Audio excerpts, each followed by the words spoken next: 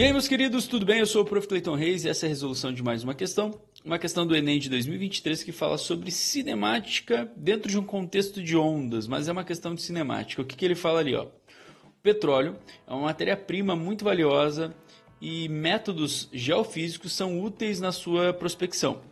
É possível identificar a composição de materiais estratificados medindo-se a velocidade de propagação do som, onda mecânica, através deles. Então é isso que a gente vai fazer nessa questão, trabalhar com a velocidade do som nesses diferentes materiais. Considere que uma camada de 450 metros de um líquido se encontra presa no subsolo entre duas camadas rochosas, conforme o esquema. Um pulso acústico, que gera uma vibração mecânica, é emitido a partir da superfície do solo, onde são posteriormente recebidas duas vibrações refletidas, no caso, ecos. Aí começa, alguns detalhes da questão. A primeira corresponde à reflexão do pulso na interface superior do líquido com a camada rochosa. Já a segunda vibração deve-se à reflexão do pulso na interface inferior. O tempo entre a emissão do pulso e a chegada do primeiro eco é de 0,5 segundos. O segundo eco chega 1,1 segundo após a emissão do pulso. Aí a pergunta da questão é justamente a velocidade do som na camada líquida em metros por segundo. Parece uma questão bem complicada, mas na verdade não é. O detalhe aqui da questão é a gente entender o que ele nos explica ali e os tempos que ele nos deu. Então vamos entender o seguinte, olha só. A gente tem inicialmente um pulso sendo mandado, né? O pulso ele é mandado daqui, ó.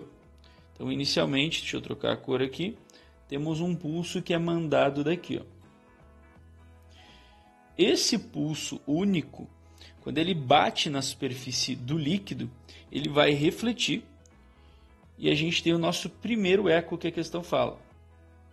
Entre a emissão do pulso, que eu fiz ali em roxo, a reflexão no líquido ali na camada superior e o retorno do primeiro eco, a gente tem um tempo, que eu vou chamar de T1, que a questão nos dá ali como sendo 0,5 segundos, ou seja, tudo isso que eu desenhei leva 0,5 segundos.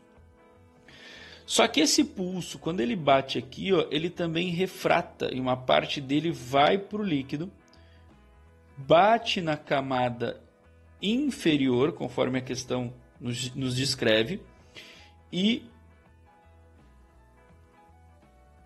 retorna até a superfície. Isso seria o nosso segundo eco.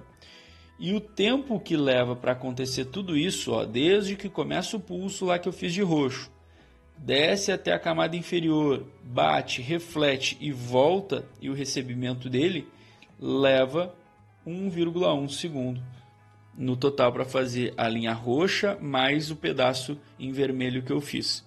E a gente quer encontrar aqui a velocidade do som na camada líquida. Uma coisa que vale lembrar é que isso é uma situação, né, de MRU. Por quê? Porque dentro da camada líquida o som não vai mudar de velocidade. A velocidade do som vai ser constante enquanto ele estiver no mesmo meio, uma característica das ondas. Então a gente sabe que isso é um MRU. Para calcular velocidade no MRU é a distância percorrida pelo som dividido pelo tempo que ele leva para percorrer essa distância. A gente quer a distância na camada líquida e isso a gente tem para calcular. É uma das informações então, 450 metros. E precisamos do tempo que ele leva na camada líquida. Esse tempo que ele leva na camada líquida é a diferença entre o tempo T1 e T2. Ah, sabe por quê? Vamos fazer aqui, ó. A diferença entre o tempo T1 e o T2. Na verdade, o T2 e o T1. T2 menos T1 dá 1,1 menos 0,5. Isso aí vai dar 0,6 segundos. Esse 0,6 segundos é o tempo que ele leva a mais para chegar, né, bater e voltar. E justamente é o que ele anda que o pulso 1 não anda. E se a gente olhar com atenção, é isso aqui, ó. Esse é o trecho que ele anda, que o pulso 1 não anda. Então, esse pedaço a mais percorrido por ele, dentro do líquido, é o que vai fazer o tempo a mais.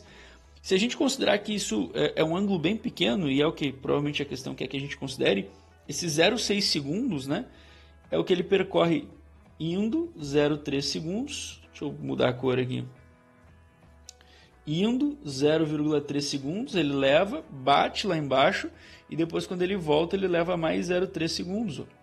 Então dá o total de 0,6 segundos. Então é isso, a gente tem o tempo, que é essa diferença, o tempo a mais na distância a mais que ele percorre, pulso 2 em relação ao pulso 1. Temos essa distância e o resto é só calcular. Eu só tenho que cuidar um detalhezinho, que é o seguinte. Eu poderia chegar na resposta fazendo o quê? Ó? Fazendo o seguinte, pegando a distância de 450 metros, que é o que a gente está vendo ali, só que daí eu tenho que ter esse cuidado de que 450 metros é a distância de ida ou de volta, ou seja, ele percorre 450 metros descendo e depois percorre mais 450 metros subindo. Então eu não posso usar o tempo de 0,6 segundos se eu usar só a distância de 450 metros, ou seja, é 0,3 segundos para descer 450 metros e 0,3 para subir. Então, se eu usar a distância ali de 450, eu tenho que usar metade do tempo, porque é metade da distância. Fazendo essa conta, eu vou achar 1.500 metros por segundo. A outra forma de fazer, que vai chegar na mesma resposta, é tu usar o tempo total de 0,6 segundos, só que daí esse tempo total eu tenho que ter em mente que é o tempo de descida mais subida, ou seja, a distância tem que ser o dobro, né? Tem que ser 900 metros no total, porque ele desceu 450 metros e subiu mais 450 metros para fazer essa reflexão. Então eu vou ter a distância de 900 metros. E aí, fazendo essa divisão, tu vai chegar nos mesmos 1.500 metros por segundo. Independente do jeito, a resposta vai chegar na alternativa D, que é a resposta para essa questão. Espero que vocês tenham entendido, espero que vocês tenham gostado. Muito obrigado por assistirem até aqui. Fiquem ligados aí nas próximas resoluções. Era isso, bons estudos para vocês e tchau, tchau.